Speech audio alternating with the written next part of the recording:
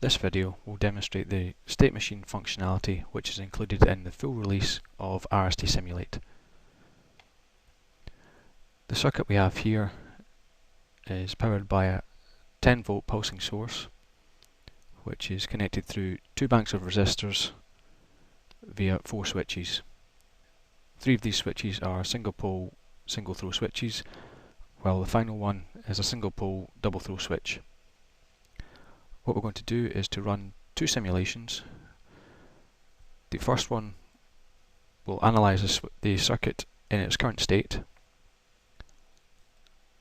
and this graph will allow us to examine the voltages measured at the outputs of each of the switches. And as you can see here, the only switch that is measuring voltage is the second part of the double throw switch measured at probe 4.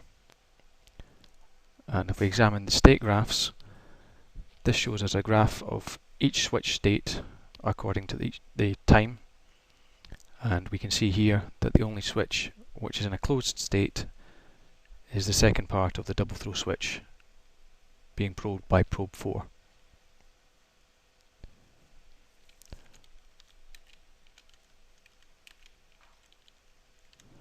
Now what we're going to do now is to run a second simulation,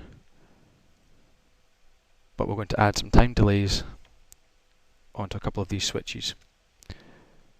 The effect of this will be that when the simulation runs, the switches with a time delay specified will change state at that time, and this will affect the voltage being measured. If we run the simulation now, we can again examine the voltages measured at the switch outputs, and we can see here, if we compare the two graphs, there's quite a marked difference. And if we examine the states for each of the switches, we can see that switch 1 correctly changes state at the time delay, while switch 3 also changes state at its specified time delay. The simulator also provides a graphical feedback back into the design, so you're able to now adjust this time slider